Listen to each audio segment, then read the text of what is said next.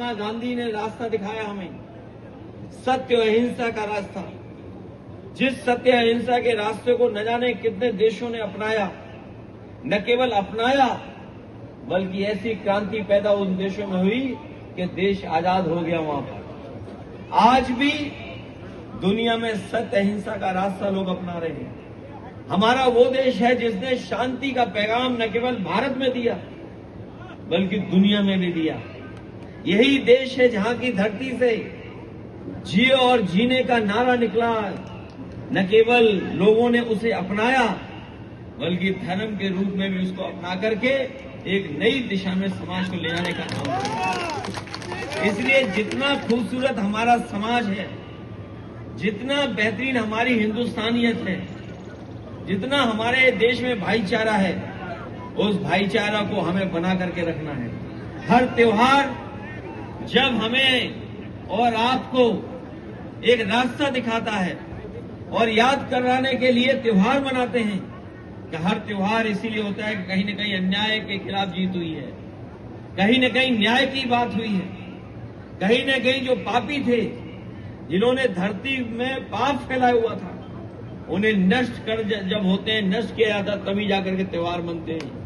इसलिए होली के त्योहार जो हमारा रंगों का त्योहार है, ऐसा त्योहार हमने आपने कहीं धरती पे नहीं देखा होगा जैसे रंगों का त्योहार भारत में मनाया जाता है।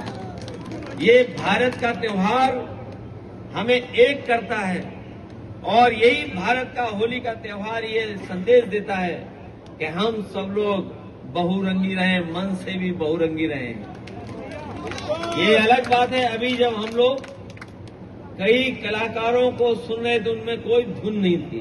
कहीं न कहीं जमीन की लड़ाई से पहले एक तकनीक जो टेक्नोलॉजी है उसके बहाने लड़ाई लड़ी जा रही है।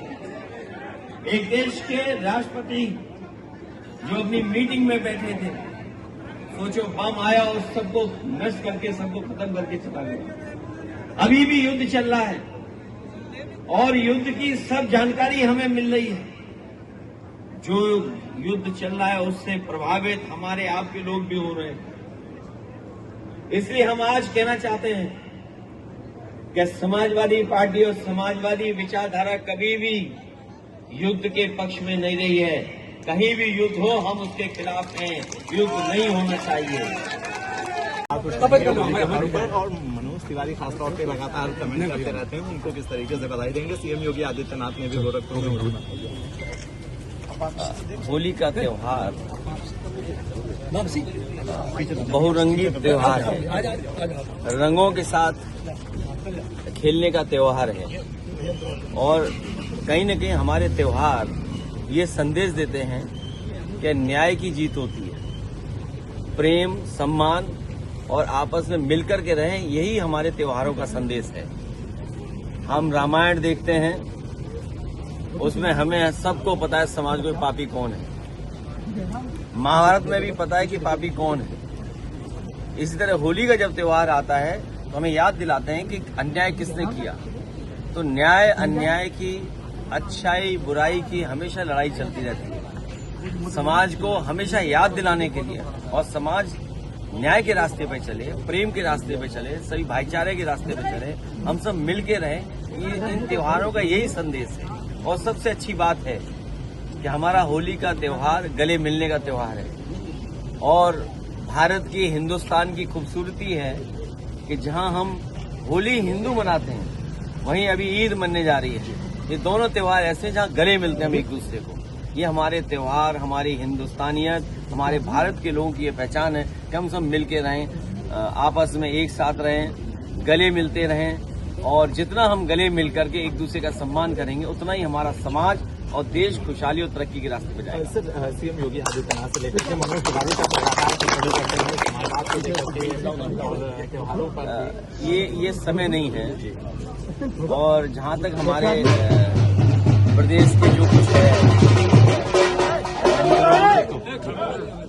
हमारे प्रदेश के मुख्यमंत्री जी जापान गए थे लेकिन प्लूटो नहीं देखा उन्होंने। और 9 साल, दिल्ली के 11 साल बुलेट ट्रेन बन गई होती तो शायद उन्हें 500 किलोमीटर की रफ्तार से चलने वाली ट्रेन पे वहाँ ताली न बजानी पड़ती या उंगली न दिखानी पड़ती 500 किलोमीटर को, आपने देश में ही होता। और मुझे याद है एक समय मैंने ये कहा था कि आगरा लखनऊ एक्सप्रेसवे है, इसके किनारे पर्याप्त जमीन है, अगर बुलेट ट्रेन चलाना चाहें, हाई स्पीड ट्रेन चलाना चाहें, ये एक्वायर्ड लैंड है जहां आराम से चला सकते हैं। सोचिए 9 साल इनके, 10 साल हो जाएंगे, 11 साल दिल्ली के, इस क्षेत्र को और आसपास क्या दिया है? वही बेरोजगारी, वही महंगाई, वही हमारे लिए सब चीजें विकास की रोक दी। और किसान से पूछो ना क्या हाल है। सिर्फ दो देशों के बीच युद्ध नहीं होता है, युद्ध कभी तरक्की खुशहाली नहीं लाता है, युद्ध से नुकसान होता है। समाजवादी लोग युद्ध के पक्ष में नहीं रहे हैं और युद्ध खत्म होना चाहिए। आज की पीढ़ी को जो देखने को मिल रहा है कि कहीं राष्ट्रपति अपहरण हो जा रहे हैं, कहीं पूरे के पूरे नेता या युद्ध का स्वार्थ क्या है? युद्ध का स्वार्थ जिस समय जनता समझ जाएगी उस समय ताकतवर को भी पहचान जाएगी कि ताकतवर अपनी ताकत बढ़ाने के लिए युद्ध कर रहा है। सर, जब राष्ट्रीय स्तर पर ऐसी चीजें चल रही हैं तब सबसे बड़ा सबसे बड़ी मांग ये हो रही है कि भारत अपना स्टैंड नहीं क्लियर कर रहा है। भारत का स्टैंड कभी क्लियर नहीं होगा, इसलिए क्लियर नहीं होगा, आप हर एक से व्यापार कर रहे हैं। भारत का स्टैंड क्लियर क्यों ऐसे होगा? ये तो बीजेपी और देश के प्रधानमंत्री क्लियर करें, लेकिन उन्हें भी ये मजबूरी कहीं न कहीं सामने आती होगी कि 1 करोड़ से ज्यादा हमारे भारतीय अमेरिका में हैं, 1 करोड़ के लगभग खाड़ी देशों में हैं, दुबई, सऊदी अरेबिया, यूएई, जिद्दा, इन आसपास कुवैत, भारतीय लोग हैं। तो सरकार कैसे फैसला लेगी? इसलिए मैंने कहा कि समाजवादी लोग युद्ध के पक्ष में नहीं हैं।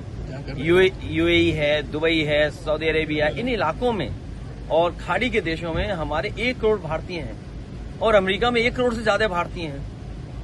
तो ये नई दुनिया बनी है, हम किस जगह खड़े हैं? मान लो होली हम लोगों ने मना ली, लेकिन जो दुबई में हिंदुस्तानी हैं या जो कुवैत में हैं या अमेरिका में हैं, कैसे मना रहे होंगे होली?